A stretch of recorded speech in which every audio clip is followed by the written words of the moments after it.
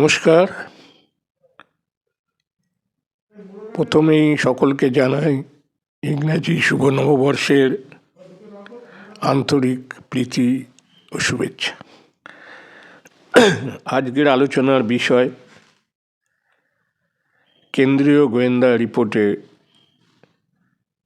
আমাদের পশ্চিমবাংলায় বিজেপি নেতৃত্বের মাথা ব্যথার কারণ।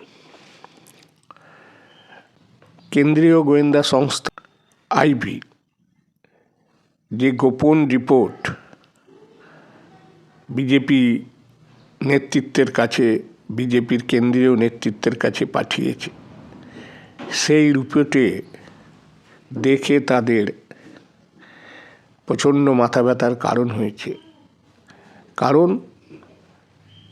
কেন্দ্রীয় সরকারের যে গোয়েন্দা দপ্তর আছে তার রিপোর্টে সম্পূর্ণভাবে বলা রয়েছে যে বাংলায় যে সরকার গঠন করবার জন্য বিজেপি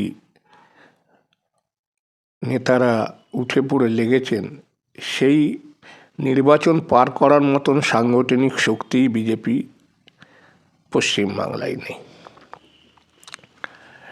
তারা বিভিন্ন গোষ্ঠী দ্বন্দ্বে বিভক্ত হয়ে রয়েছে এবং প্রতিটা বুথে তাদের সাংগঠনিক ক্ষমতা খুবই ক্ষীণ।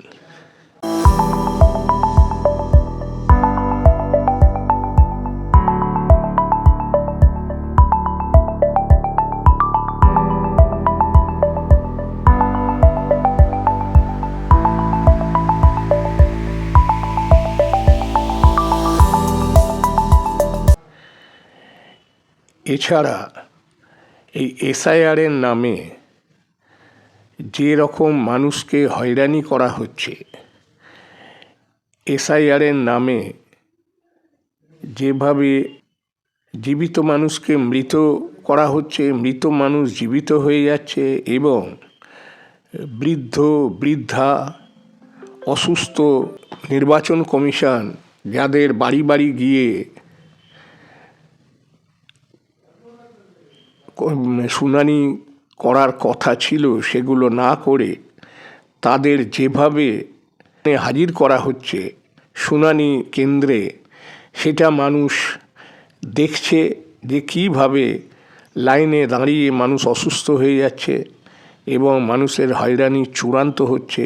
একটা মানুষকে দুবার তিনবার বিভিন্ন কাগজপত্র জমা করতে হচ্ছে। এই এসআইআরে বিজেপি ভেবেছিল যে আমরা এসআইআর করে এখানকার তৃণমূল সরকারকে পেঁচে ফেলবে, কিন্তু এখন মানুষ যেভাবে বিক্ষুব্ধ হয়ে গেছে এসআইআরের নামে, এই যে শুনানির নামে যে হয়রানি হচ্ছে, তাতে বিজেপি উল্টে বিপদে পড়েছে। কিছুদিন আগেও বিজেপির সমস্ত নেতারা এসআইআরকে সমর্থন করে বিভিন্ন বক্তব্য রাখছিল, বিভিন্নভাবে রোহিঙ্গা তাড়াবো, অনুপ্রবেশকারীদের এসআইআরের থেকে তাদের চিহ্নিত করা হবে এই কথা বলে, কিন্তু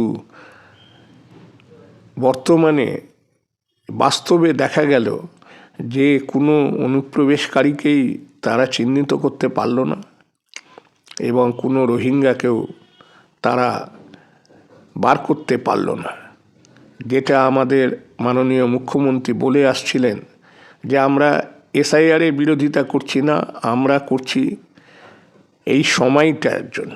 এসআইআর তো সংবিধান স্বীকৃত জিনিস, সংবিধানে লেখাই রয়েছে যে এসআইআর করতে হবে, কিন্তু সেইটা এই 1 মাস কি 2 মাসের মধ্যে এই এসআইআর করা সম্ভবপর নয়। তার জন্য 1 বছর সময় লাগতে পারে কিংবা 8 মাস, সেই সময়টা দিতে হবে। এই নির্বাচনের প্রাক্কালে তড়িঘড়ি করে এসআইআর করে মানুষকে হয়রানি করা যাবে না, এটাই ছিল আমাদের রাজ্য সরকারের বক্তব্য। কিন্তু সেই বক্তব্যে বুড়ো আঙুল দেখিয়ে কেন্দ্রীয় সরকার পশ্চিমবাংলায় তড়িঘড়ি এসআইআর করতে আরম্ভ করলো, যাতে বৈধ ভোটারের নাম কেটে বাদ দিয়ে তাদের নিজস্ব সুবিধা করতে পারে বিজেপির। কিন্তু দেখা গেল সেই সুবিধা করতে গিয়ে মানুষকে এমনভাবে হয়রানি করলো যে প্রতিটা মানুষ তার বিরুদ্ধে এখন গর্জে উঠছে।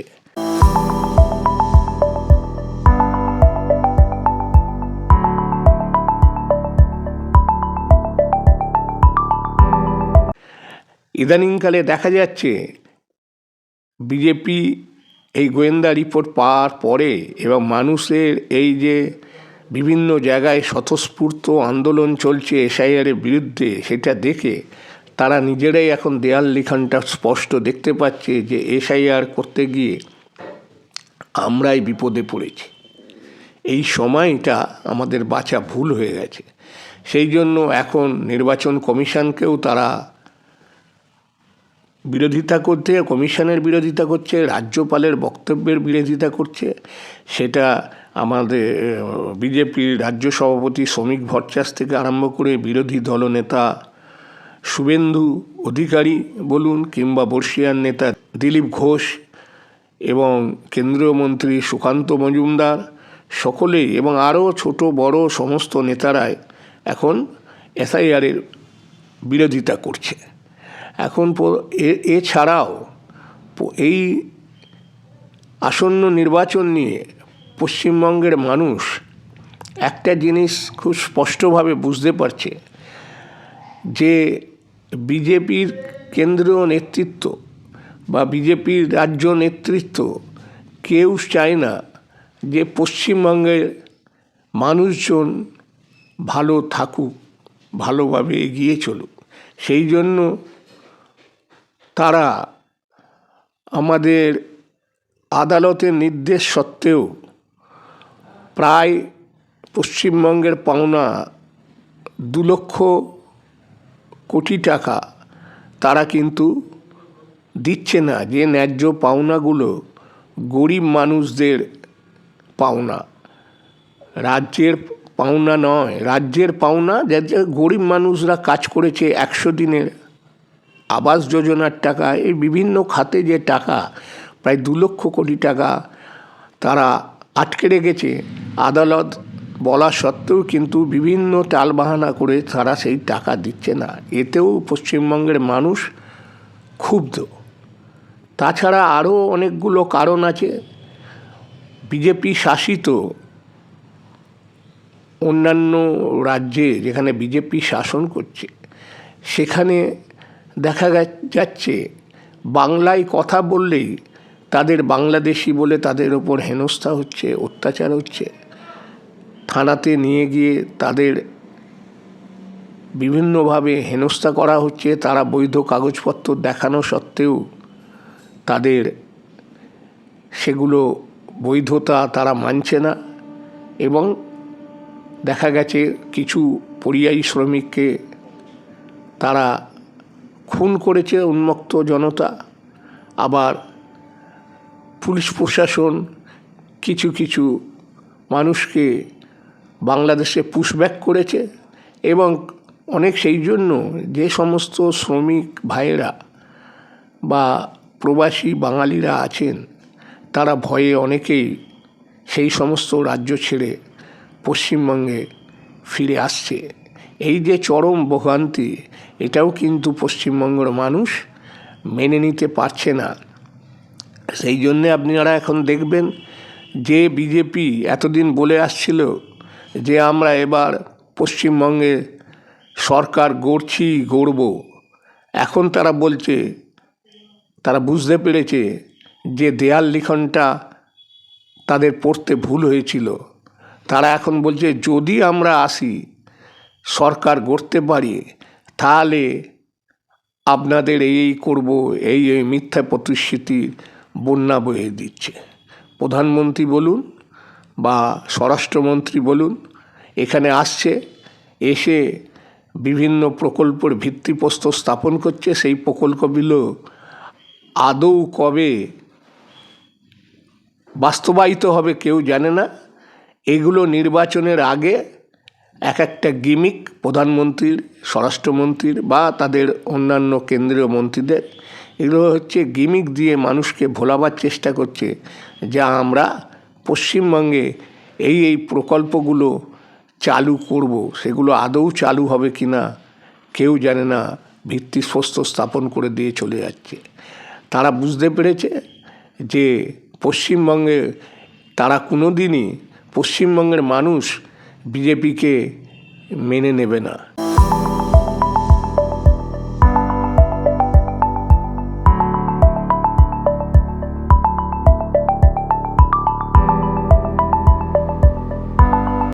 মতুয়া সম্প্রদায় গতবারে বিজেপিকে অনেক আশীর্বাদ করেছিল, কিন্তু তাদের যে ভুল নাগরিকত্ব, আমরা তোমাদের নাগরিকত্ব দেবো, তোমরা সিএএ ফর্ম ফিল আপ করো, সিএএ ফর্ম ফিল আপ করলে তোমাদের নাগরিকত্ব পাবে, এই যে সব মিথ্যে প্রতিশ্রুতি, সেগুলো কিন্তু বুমেরাং হয়ে ফিরছে।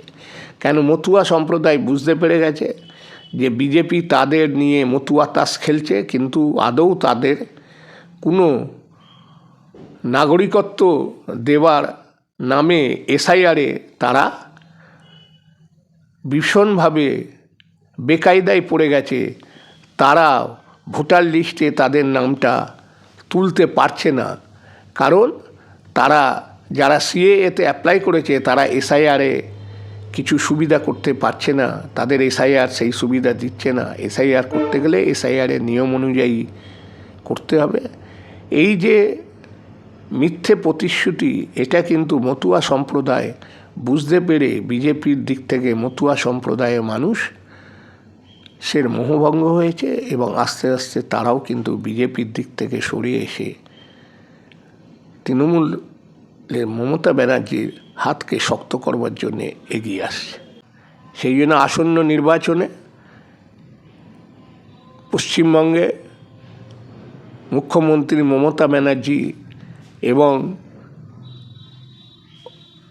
সেনাপতি অভিষেক ব্যানার্জির হাত ধরে গতবারে 2021-এ যে নির্বাচনে তৃণমূল সরকার গড়েছিল এবং প্রায় 213টির ওপর আসন তারা জয়লাভ করেছিল, এবারে তার থেকে অনেক বেশি আসন নিয়ে আগামী চতুর্থবার আমাদের মমতা ব্যানার্জি আবার পশ্চিমবঙ্গে সরকার গড়বে।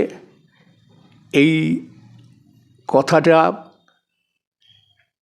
আমরা সকলেই, পশ্চিমবঙ্গের মানুষ বিশ্বাস করতে শুরু করেছে, এবং সেই দেহাল-লিখন বিজেপি বুঝতে পেরে তারা এখন পিছু হচ্ছে, বিভিন্ন জায়গায় গণ্ডগোল সৃষ্টি। আসুন আমরা আবার পশ্চিমবঙ্গের মানুষ আমাদের তৃণমূল সরকারকে হাত শক্ত করে তাদের আশীর্বাদ করে চতুর্থবারের জন্য নির্বাচনে জয়লাভ করবার আশীর্বাদ করি।